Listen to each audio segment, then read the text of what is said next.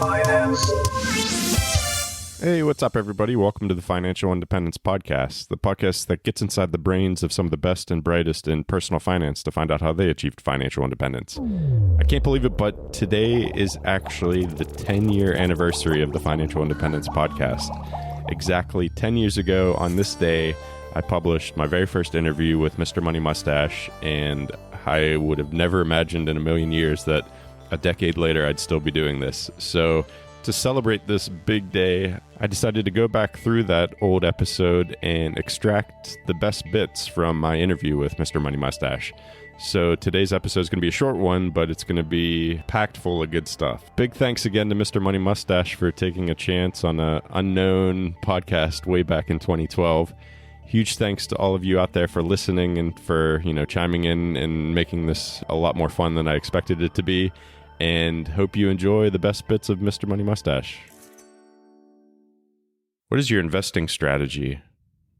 Well, investing is pretty simple, at least if you do the stodgy old man way, which is basically just you don't buy Apple stock, you don't buy Facebook stock, you just buy big index funds from the Vanguard company, where you're just buying a huge slice of the US economy, and then you buy another huge slice of the European economy. And so you're not trying to predict ups and downs. You're just throwing all your money in there, and it just grows by itself. It's very stable. You get dividends from it. And the funny part about that style of investing is it's the easiest kind, but yet from an academic perspective, people who do studies on this, they prove that it's also the most efficient kind in terms of risk versus reward ratio and stuff. So yeah, it really does work great. And Vanguard is, in my opinion, one of the best companies to do that because their fees are the lowest. So it ends up being hundreds of thousands of dollars that you save over a lifetime in investment management fees, which is pretty significant, and it makes it really simple.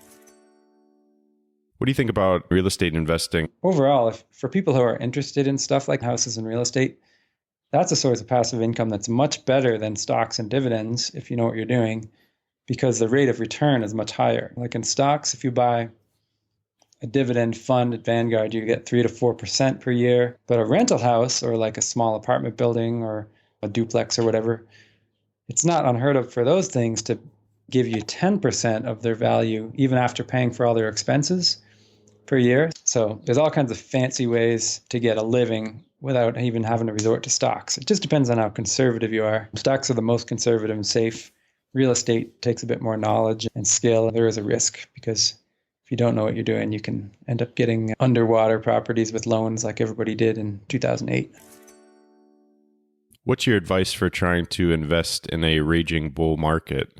So there's different levels of timing the market that are more or less destructive. And sometimes you just need a psychological crutch to feel like you're doing something.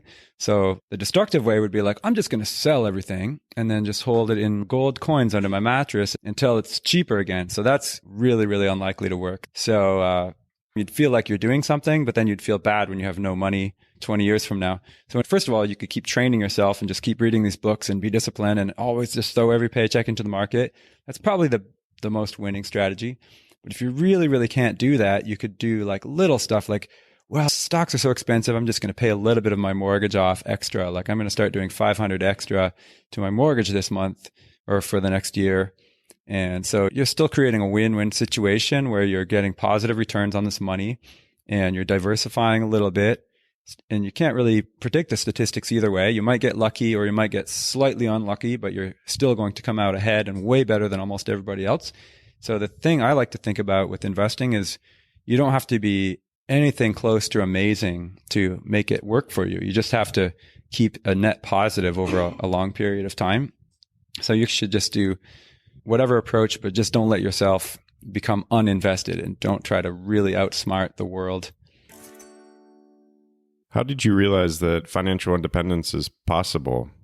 I just realized that money makes money for you. So your real goal is just to have enough money that it continually makes money so that you don't have to work anymore. What are your thoughts on paying off your mortgage early? So for me, I did pay off my house and I've never regretted it. I feel great not having a mortgage payment. And statistically, I would have been better to leave the money in stocks and still have a mortgage now. But it's not a contest for most money. It's just a contest for feeling good about your financial situation and sleeping well. What do you think about trying to hit 5 before having kids? It really changes the parenting experience. Kids are such a huge commitment. They take so much time and they keep you up at night when they're babies. And the more time you have for your kid, the better.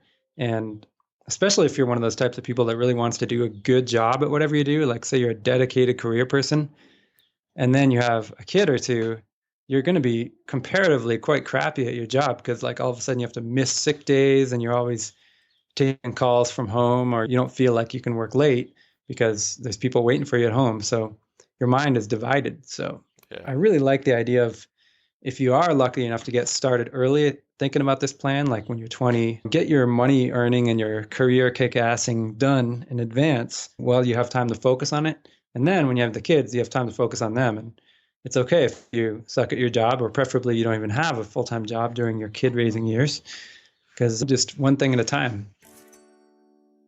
What are your thoughts on making money after achieving financial independence?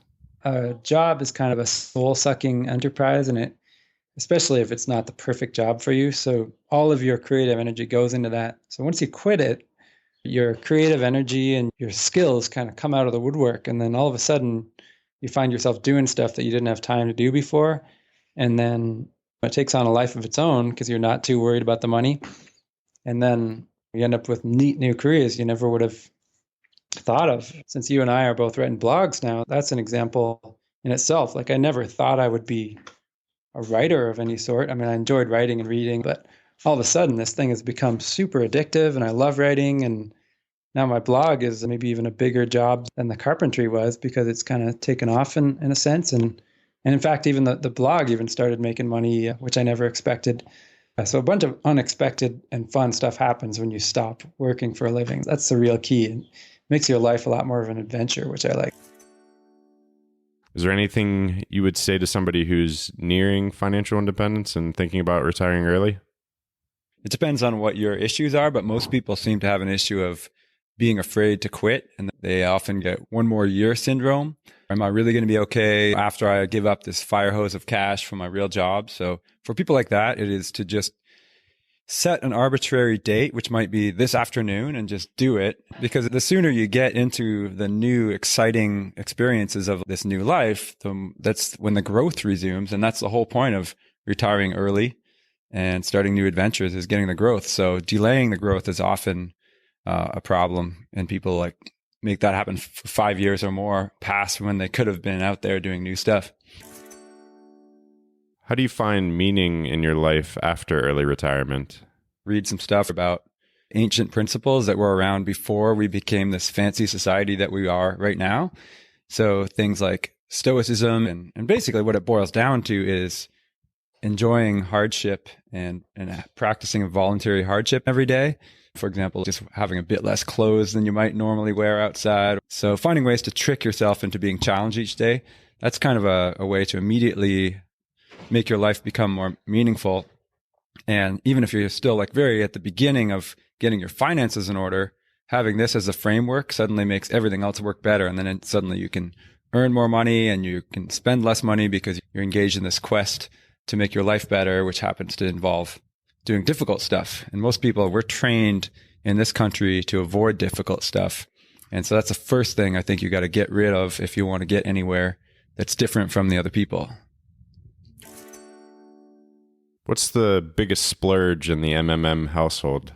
My biggest splurge is my relentless insistence on fancy houses, and every single detail has to be, in my view, fancy. So like, for example, I could not live with a white dishwasher or a white microwave. It has to be silver in color.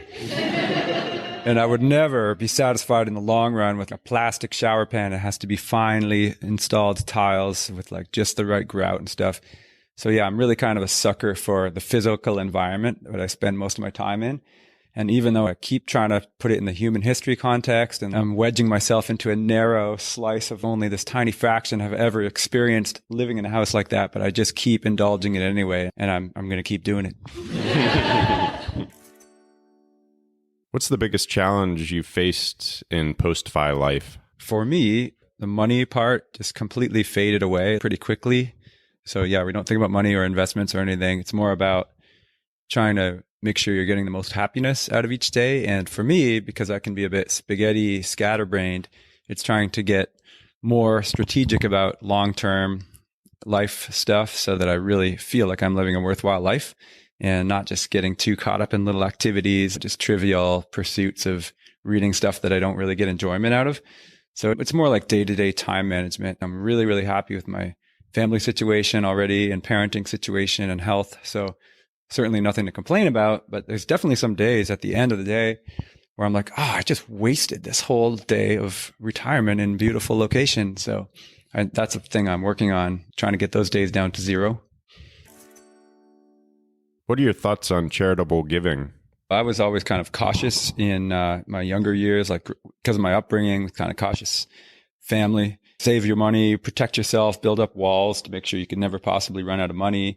It was fun and somewhat rewarding. But then once I got to the ridiculous surplus point, like shortly after that, then I realized, well, the only logical choice is to devote your time to helping other people because you don't need to help yourself anymore. And then I realized that that's actually a much more fun way to devote your time. So in a way, being almost purely generous is the most selfish thing you can do because it makes you feel much better than just giving yourself stuff, giving yourself more security and treats and everything. So then it's like a double win because you can be selfish by being generous for the rest of your life. So that's a great pursuit. It's like suddenly a new thing to do with money and time. So that was a big surprise for me. I didn't know that was going to happen. How does financial independence impact personal relationships? As soon as we retired and had a kid, we started spending like the entirety of every summer in Canada back hanging around with siblings and grandparents and stuff. Whereas in the old days, if we had kept our jobs, it would have just been like 2 weeks. It's so nice to take work away as your first priority. And that lets people you care about sense a lot more warmth coming from you because you no longer have to give your soul to the office anymore. What do you think is the best part of FI? The idea of freedom is great, and the idea of weekdays becoming your weekends is really neat. Like I still get a bit of a thrill every Monday morning and I wake up and I'm like, yes, it's not a work day today. And then it feels like just the idea of an unlimited weekend is really, really magical. So you get this nice thrill of like, I don't have to do anything, but I just want to do stuff. So it's just a really nice feeling every morning when you wake up and there's the sun and there's more stuff you can do and your days aren't really planned out. What's the biggest piece of advice you'd give to somebody on the path to financial independence? What I would suggest is make sure you're thinking about your spending even more than your income. By understanding what happiness means and helping to decouple the idea of happiness from owning certain things, you can really amaze yourself at how fun your life can be. Because really, the whole secret to living a rich life is not feeling like you need more than you already have. Otherwise, you're going to just be always craving more and more and more until you get to the Gulfstream G650 jet. And then you'll be like, okay, now I have everything, but I'm still not happy. Crap. And that's because the happiness does not get increased by buying stuff. So learn about happiness, read books about happiness. That's number one advice, because that'll help you spend a lot less, because all of a sudden it'll just kill so many of your material desires, and then you'll be so much happier. And really, this whole thing about retirement and early retirement and financial independence, it's really a quest for happiness. So study that independently of the money, and then that makes the money part easier. And then another tactic is just, my golden rule is that everybody has to ride a bike, which is almost a little bit related to the happiness thing, because like a bike is like this distilled essence of life where you get where you want to go, you get fitness, you get socialization, nature, you get badassity in the sense that you get tougher and you're forced to deal with nature. And it's like the bike is a microcosm of leading a good life. And it also saves you a ton of money. So basically, if you lead a life and you're an able-bodied person and you're not riding a bike, there's something wrong in your life and you got to fix that. It's funny because it sounds so shallow, but it's actually pretty deep. It's basically, if you can get to enjoy riding a bike all the time, then you're probably on the right path to leading a happy and financially independent life. Finance.